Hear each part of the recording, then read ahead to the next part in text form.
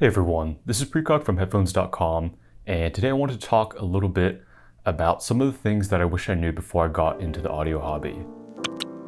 When we're first starting out, I think it's a very natural question to ask whether we're doing things right. With that in mind, I thought I could share some of the fruits of my experience so far in the hobby and the things that I wish I knew before spiraling down the rabbit hole. So for some context about me as an audiophile, I've been in the hobby for about 3 years at this point. So no, I am not your wizened audiophile. I know that there are people with decades of experience in this hobby, but at the same time, I do think that I am maybe uniquely qualified to give the perspective of someone who has been able to get their ears on a lot of gear at a very young age and still has all these experiences fresh in their memory. So without further ado, let's get into some of the things that I wish I knew. Basically my regrets when I first started out in this hobby. Lesson number one is that price is mostly just a number. Now, I say mostly because I still think that there is a very rough positive correlation between price and perceived sound quality. At the same time, it's not as linear as a lot of people might think it is. And I think that this is for a few reasons. One, it's just diminishing returns. As you work your way up the price brackets, the jumps in sound quality that you're going to hear by spending more are going to get smaller and smaller the more you spend. Now, the second reason why I think that there's such a loose correlation between price and perceived sound quality is because manufacturers, they have to cater to a wide range of audience preferences.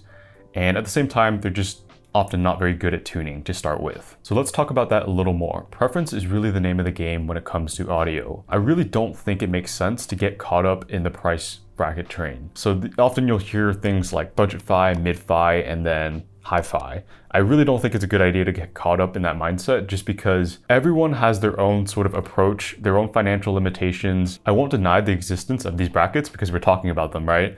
But at the same time, I don't think it makes sense to get caught up in thinking that you need to be in one of these brackets to be getting the most fulfillment out of your audiophile journey. To give an example, for myself, I actually started off in the flagship arena with the U12T, simply because as a reviewer, I felt that I had to have context for what was essentially the best.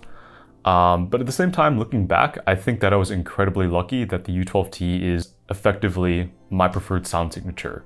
If it wasn't my preferred sound signature, I would have wasted a lot of money moving on to the next flagship IM and sort of having to experiment with those other IMs before I found my preferred sound signature. So what I generally recommend for a lot of listeners actually is starting off at the bottom in the budget segment, where you'll be able to develop your listener preferences over time, and that gives you a better idea of what you actually should be purchasing when you jump to a more expensive IM. So speaking of which, demoing is very important in this hobby if you want to be maximizing your value and your time basically. The reality is that a lot of audio gear, it drops significantly in value the moment it hits the first owner's hands. I would say roughly like most of the time at least 30%, if not 50% or more, by the time it has a first owner. I think this is where it becomes really important to start understanding the nuances of frequency response, which is something that I'll talk about a little bit more later on. The other thing that you could be doing to maximize your value is taking advantage of the secondary market.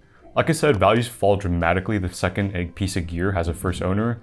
So if you want to minimize your loss when you resell something because you don't like it, definitely buy used. Okay, let's take a step back to the whole am I doing this right question and take a look at the subjectivist and the objectivist sides of this hobby. There's sort of two main camps that people sort of find themselves asking which side is correct when they first enter the hobby. So one side, the subjectivist camp, sort of falls into the I trust my ears above all else mantra. On the flip hand, the objectivist camp falls into the I trust measurements above all else, and there's no room for subjectivism or listener preference basically. That's not quite accurate, but that's just the extreme side of what I'm trying to illustrate. And I think the answer here is neither of them. If you choose one side, you're essentially sort of exacerbating this divide in the first place. And it's really just not a healthy mindset to be in my opinion at least. The mindset that I generally have as a reviewer is taking the merits of both sides and sort of walking that middle road. For me at least, this means looking at measurements for frequency response because I think that's very, very important again if you want to develop your listener preferences and eventually save money in the long run with this hobby. And then on the other hand, I take descriptors from the subjectivist camp like speed, slam, dynamics, words of that nature, and I try to anchor them to the frequency response of a given IM. I think that these are very common descriptors that other people can relate to hearing, even if maybe some people in the objectivist camp don't think that they are real things technically. The bottom line is that I would definitely not ignore measurements because they're a common source of truth, but at the same time, I would be cognizant of their limitations that they can be deceptive, and I would also make room for the subjective listening experience as well. Now let's talk a little bit about how listener preferences can change, as I know mine certainly have. Again, I think this ties back to the idea of frequency response. When you're first starting out, it's a good idea to get your ears on as many things as possible and not just listen to the same stuff. When you listen to the same stuff, it becomes very easy to sort of lock your ears into that frequency response, that sound signature, and it becomes sort of your baseline for what is normal. So for example, when you get something new, if you've listened to something for a very long time, at first it can be quite jarring and it might not be to your preferences, even if objectively on paper, it should sound better to the majority of people. So what I generally recommend if you're someone who has listened to an IM for a long time, then you get something new, is I generally recommend that you listen to it for like a week or two first, and then go back to your old IM and see how it sounds then. Because a lot of the time, even if you don't like something at first, you'll notice that once you switch back and forth, you actually do find that you like it more than you did when you first got it. But this goes both ways, right? Over time, if you get your ears on enough stuff, you should start learning to discern frequency response. So individual peaks, individual valleys, and sort of be able to correlate them to measurements. And this is really important because it can sort of give you a small idea of how something is going to sound just from the graph, and it can save you from purchasing something that wouldn't appeal to your preferences. Again, I'm not saying that I can look at a graph and know exactly how something is going to sound, but it can give me a general idea of whether something would be for me or wouldn't be for me. Now, I also want to point out that there are definitely some listeners out there who will never hear anything but minor differences between headphones, and I think that's perfectly okay, honestly. The reality is that you're saving yourself a lot of money and a lot of headache having to go out and find something that's your ideal sound signature. So I wouldn't get caught up, or I wouldn't feel forced to be hearing differences that others are hearing. And that really leads me into another point about scrutinizing your chain and not being afraid to be a skeptic. And when I say chain, I am mostly speaking with respect to DACs, amps, cables, stuff of that nature. I'm not really talking about ear tips and pads, which I do think make measurable differences, but it's the more iffy stuff, I guess you could say, that I am talking about when I say don't be afraid to be a skeptic. At least in my experience, I have not found sources to make significant differences, and I think the key word here is significant. I definitely think that sources make differences for me, but they are very small ones at the end of the day.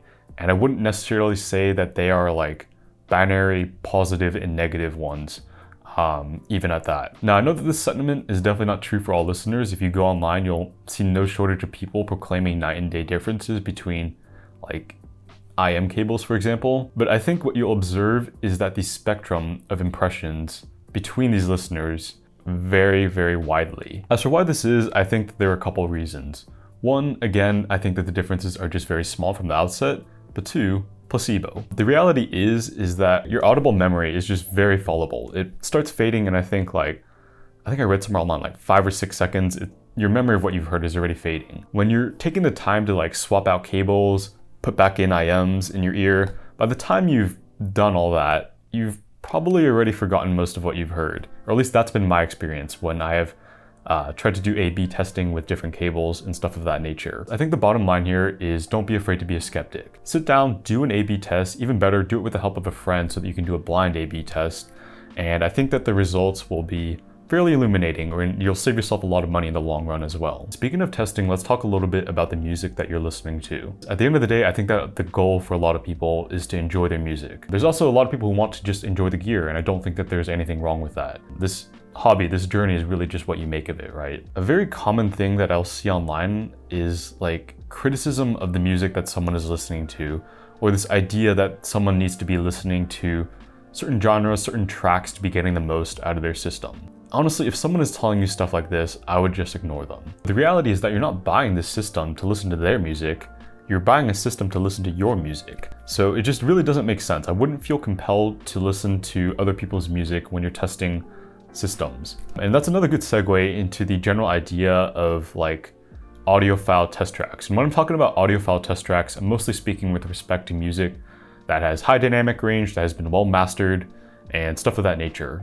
The reality is that quote unquote audiophile music is really not a good test of most systems. And I say this in the sense that well-mastered music, by definition, it sounds good on most systems already. And something else that you're going to observe with a lot of these audiophile test tracks is that they are very mid-range centric. So they tend to focus on vocals, they tend to focus on instruments that don't token the extremes, they token the center of the frequency response, the audible spectrum. And this is problematic when you're testing systems because mid-range frequencies, if you don't already know this, are generally the easiest frequencies for a transducer to produce. Ideally, if you're trying to test the performance of a system and push it to its limits, you would want to be listening to music that tokens the extreme lows and the extreme highs as well. I think something else that you'll notice is that a lot of these tracks, they tend to be very slow in tempo, which quite frankly is just not a good assessment of how well a system is able to deconstruct nuance in a music and sort of keep up with a track. So the bottom line here, I think, is that listen to the music that you want to when you're testing a system and listen to music that you're intimately familiar with, because that's going to give you the best assessment of how good a system really is, at least for your individual preferences. The end goal of being in any hobby really is to derive fulfillment and to be happy. And to do so, there are many ways of getting there. What I've outlined is just one approach, a more pragmatic approach, I think, that I wish I had known when I first got into the hobby, but by no means should you feel compelled to follow it. And these are just some things to keep in mind when you're first starting out. I hope this was helpful. If it was, leave a like, subscribe, and I will see you guys in my next video. Precog out.